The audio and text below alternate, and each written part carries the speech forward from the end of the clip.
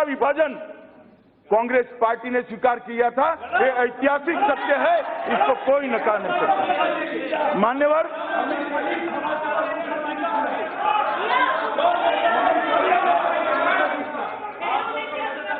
बाद में पूछो।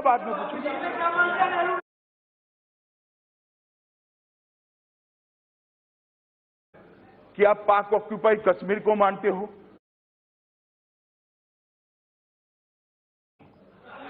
पाक ऑक्यूपाई कश्मीर आज भी कश्मीर की असेंबली के अंदर 26 में 1959 में जो बांग्लादेश से आए थी, तमिलनाडु के जो भाई लंका से आए, उसको भी दी गई। 3 लाख लोगों को उनकी प्राकृतिक वृद्धि के साथ श्रीलंका की नागरिकता लाल बहादुर शास्त्री और बंडार नायक के बीच 64 में जो समझौता हुआ, ये एक सेकंड, मैं वो वहां से नहीं, मैं यही कह रहा हूं कि इसमें भी प्लीज, इसमें भी एग्रीमेंट था भाई, इसमें भी एग्रीमेंट था। बैठे, उसके बाद में भारत सरकार 5.25 लाख लोगों की वृद्धि के साथ 1979 में दी। उसके बाद शेष रह गए 1.5 लाख लोगों को सरकार के समझौते के तहत या तो वहां जाए ऑप्शन दिया। 75,000 लोग वहां गए, 75,000 लोग यहां है। ये जब नागरिकता दी लंकन तमिलों को, तब बांग्लादेश वालों को नहीं दी थी, पाकिस्तान वालों को नहीं दी थी। युगांडा से जब आए तब बांग्लादेश वालों को नहीं दी थी, अफगानिस्तान वालों को नहीं दी थी, पाकिस्तान वालों को नहीं दी थी। हर बार जो किया वो एक स्पेसिफिक प्रॉब्लम। पहले मुझे सुन लो ना, आपको बाद में पूछेगा। मान्यवर, जब भी नागरिकता के बारे में कोई इंटरवेंशन हुआ है, एक स्पेसिफिक प्रॉब्लम को सॉल्व करने के लिए हुआ है। युगांडा के लिए जब नागरिकता दी, तब देश भर से, दुनिया भर से आए सारे लोगों को नागरिकता नहीं दी थी, सिर्फ युगांडा से जो भारतीय आए थी। इसलिए इस बार ये 3 देशों से जो धार्मिक लघुमती आई है, इसको नागरिकता दी है। किसी को भी नागरिकता न देने का कोई इसमें दुर्भावना नहीं है, ना तमिलों को है, ना लंका से आए हुए शरणार्थियों को है। क्योंकि ये एक 3 देशों के जो धार्मिक शरणार्थी आए हैं, उनको एड्रेस करने के लिए ये लेकर आए, इसलिए हो रहा है। तो इसको भी मैं जरा स्पष्ट करना चाहता हूं। एक उन्होंने कहा कि माइनॉरिटी की व्याख्या बहुत संकुचित है। मान्यवर, हमारी माइनॉरिटी की व्याख्या संकुचित नहीं है।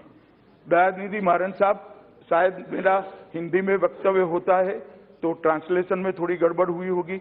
मैं आपको बता दूं, मैं यहाँ के माइनॉरिटी की बात ही नहीं करता। ये पूरा विधेयक वो 3 देशों में जो धार्मिक माइनॉरिटी है, इसके लिए हमारी व्याख्या संकुचित नहीं है। और ये सनातन सत्य है, वो 3 देशों के संविधान के हिसाब से सत्य है कि वहां पर मुस्लिम माइनॉरिटी नहीं है। इसको कैसे झुठलाया जा सकता है? जब बांग्लादेश, सुनिए, बाद में पूछे तहसील साहब, बांग्लादेश, अफगानिस्तान और पाकिस्तान के माइनॉरिटी की बात करेंगे, तीनों राज्यों का धर्म जब इस्लाम होगा, तो वहां इस्लामिक लोग कैसे, इस्लाम के अनुयायी कैसे माइनॉरिटी हो सकते हैं? हमारी व्याख्या संकुचित नहीं है। वहां के संविधान का प्रोविजन ऐसा है जो मुस्लिमों को माइनॉरिटी का स्टेटस नहीं देता है, इसलिए नहीं। इस देश में इतने सारे मुसलमान हैं, कोई भेदभाव नहीं होता है, सब जी रहे हैं।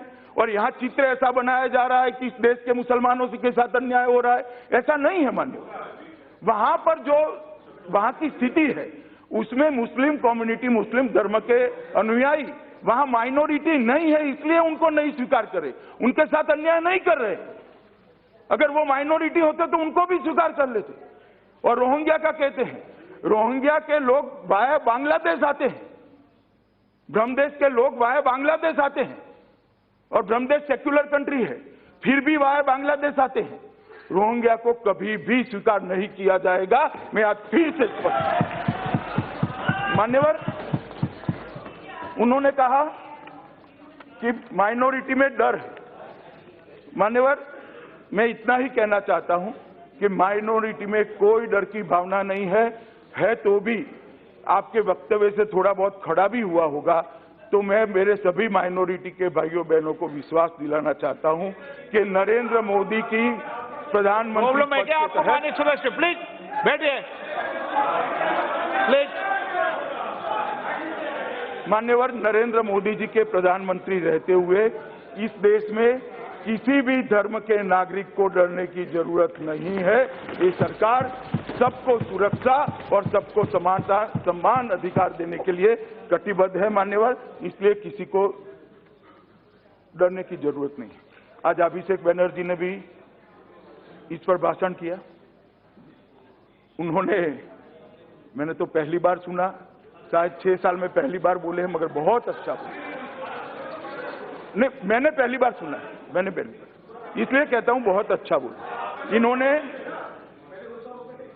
इसलिए बोले ना, ये तो कहा ना, मैंने पहली बार सुना भैया। इन्होंने टैगोर, विवेकानंद और बंकिम बाबू का उल्लेख किया, तीनों को कोट किया, मगर मैं एक छोटा सा सवाल पूछना चाहता हूं माननीय अध्यक्ष जी। बंकिम बाबू, टैगोर और विवेकानंद का बंगाल की कल्पना ऐसी थी जिसमें दुर्गा विसर्जन के लिए कोर्ट में जाना पड़े, सरस्वती पूजन न हो, ये कल्पना करी थी।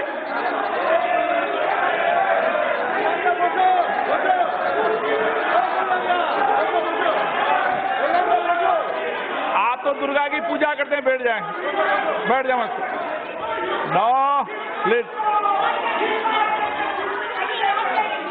मान्यवर गुस्से क्यों हो रहे हैं? मैंने तो उनको कुछ नहीं कहा, मैंने तो उनको कुछ नहीं कहा, मैंने कहा टीएमसी को कुछ कहा।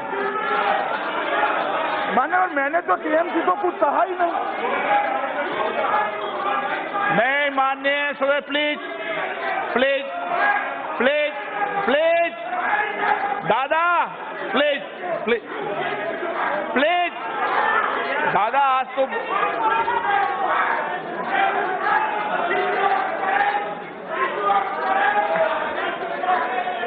Please please please. मान्यवर, मुझे मालूम नहीं पड़ता क्यों इतना गुस्से हो गए। मैंने तो टीएमसी का नाम भी नहीं दिया, मैं बोला ही नहीं टीएमसी, मैं तो टीएमसी नहीं बोला मान्यवर।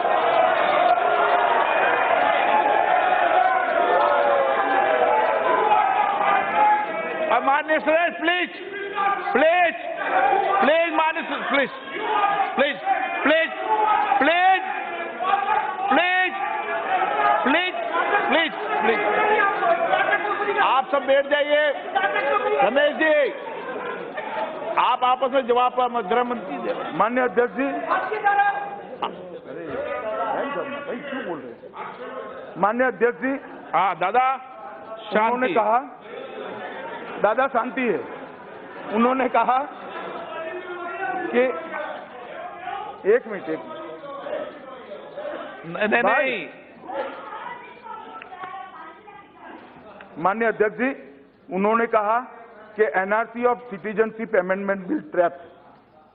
मान्यवर, इसमें कोई ट्रैप नहीं, एक सीधा साधा लेजिस्लेशन है जो तीनों देशों से आए हुए धार्मिक लघुमतियों को, शरणार्थियों को नागरिकता प्रदान करेगा। मगर ट्रैप उनको जरूर लग सकता है जो वोट बैंक के लिए घुसपैठियों को शरण देना चाहते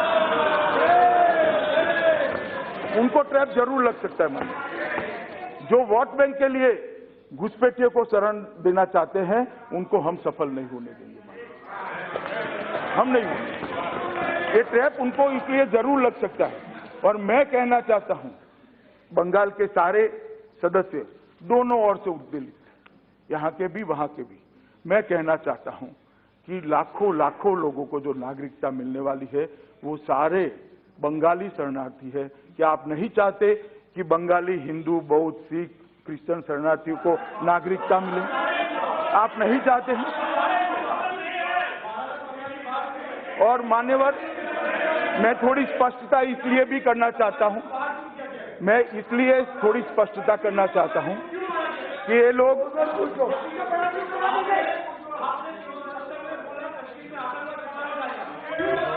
प्लीज, माननीय सदस्य प्लीज, प्लीज।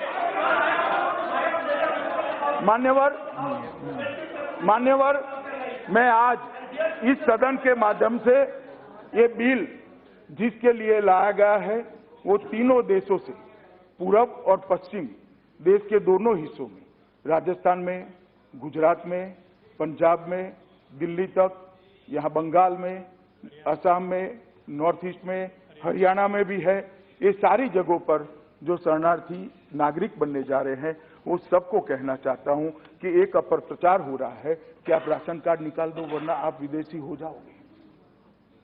आप एक निकाल दो वरना विदेश, लाइनों की लाइनों लगा दी। किसी को डरने की जरूरत नहीं है। राशन कार्ड हो न हो, आपको ये विधेयक शक्ति देगा, आप नागरिक बन सकते हो, किसी को डरने।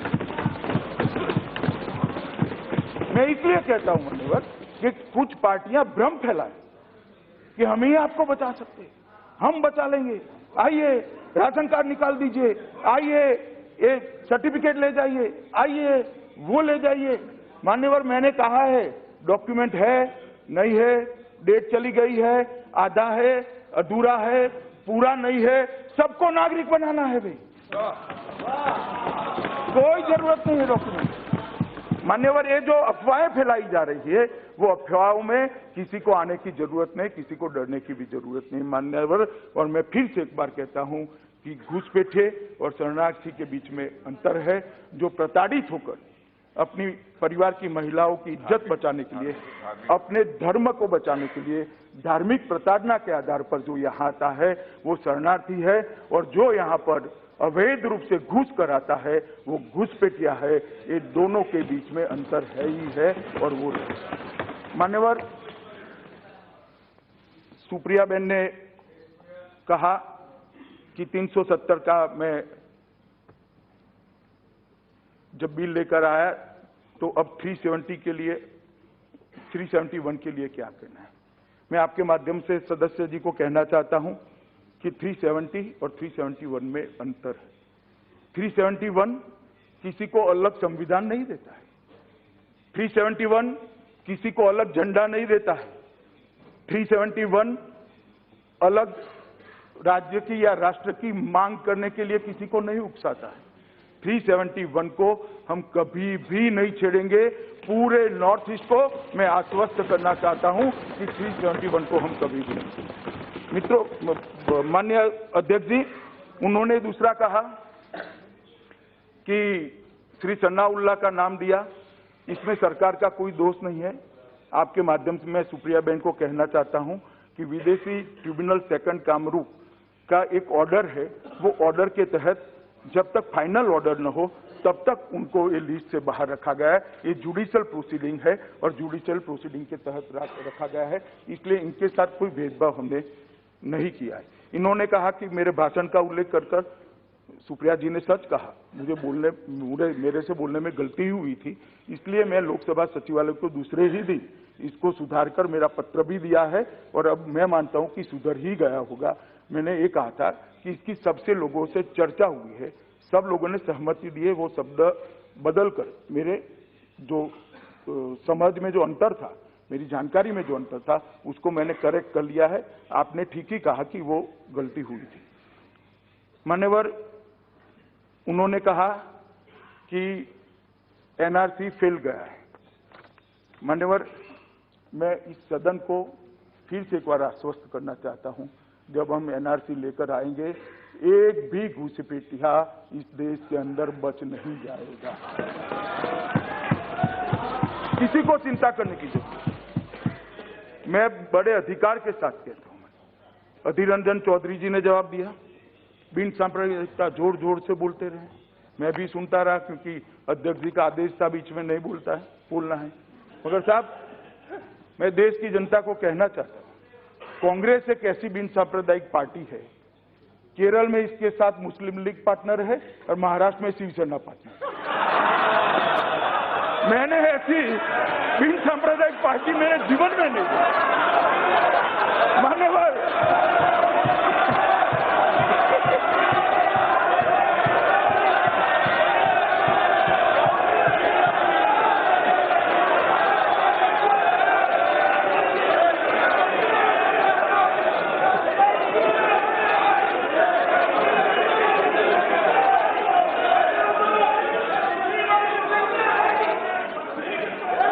किसी का गृह मंत्री जी के अलावा किसी का अंकित नहीं हो रहा है। माननीय गृह मंत्री जी,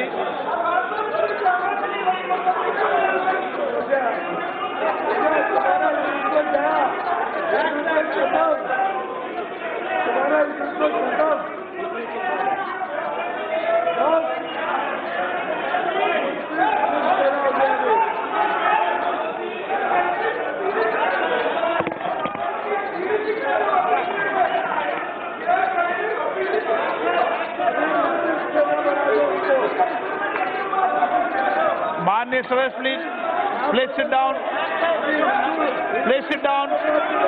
हाँ, वो बैठ गए, आप भी बैठ जाओ, बैठ गए। कि ये 3 देशों को ही क्यों ले रहे हैं? चीन को क्यों नहीं ले रहे? नेपाल को क्यों नहीं रहे हैं?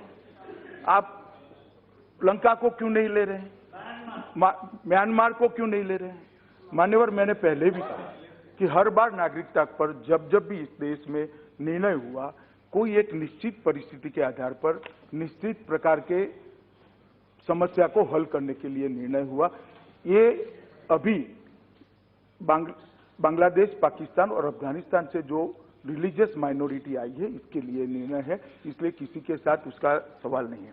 दूसरी बात, नेपालियों की जहां तक बात है, मान्यवर, 1950 में 31 जुलाई को भारत नेपाल शांति और मैत्री संधि अनुच्छेद 7 दोनों देश अपने अपने क्षेत्र में दूसरे देश को नागरिकों को निवास, संपत्ति का स्वामित्व, व्यापार, वाणिज्य और एक समान अधिकार देने के लिए सहमति हुई है और नेपाली नागरिकों को भी अर्जी के आधार पर आज भी आसानी से नागरिकता मिल रही है। इसमें कोई बात नहीं। उनको आसाम में गोरखा समाज को डिमोटर आज भी दे रहे, गृह मंत्री के नोटिफिकेशन के बाद माननीय सदस्य अगर कोई भी बीच में खड़ा हुआ तो उसको किसी को भी क्लेरिफिकेशन की इजाजत नहीं दी जाएगी। अब ऐसा दे दिए। नेपाल के नागरिकों को आज के कानून से भी नागरिकता लेने में कोई तकलीफ नहीं। मान्यवर, ओवैसी साहब ने अभी कहा कि एनआरसी का बैकग्राउंड बना रहे हैं। एनआरसी का कोई बैकग्राउंड बनाने की जरूरत नहीं है। हम इस पर बिल्कुल साफ है कि इस देश में एनआरसी होकर रहेगी। कोई बैकग्राउंड बनाने की जरूरत नहीं। बैकग्राउंड है ही हमारा घोषणा पत्र ही बैकग्राउंड।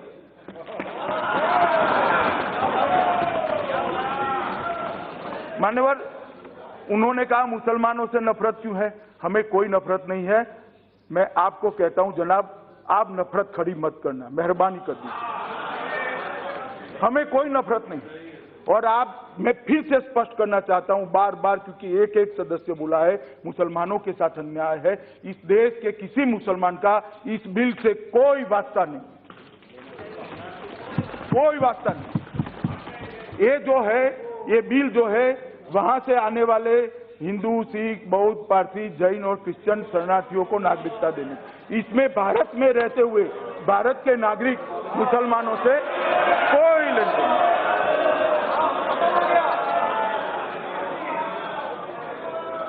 और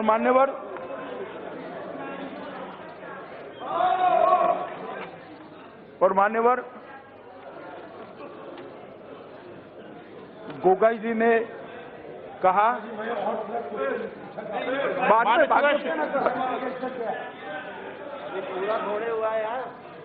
मान्यवर गोगाई जी ने कहा कि सारे नॉर्थ ईस्ट के राज्य चिंता में, मगर शायद उन्होंने बाद में भाषण सुन लिए।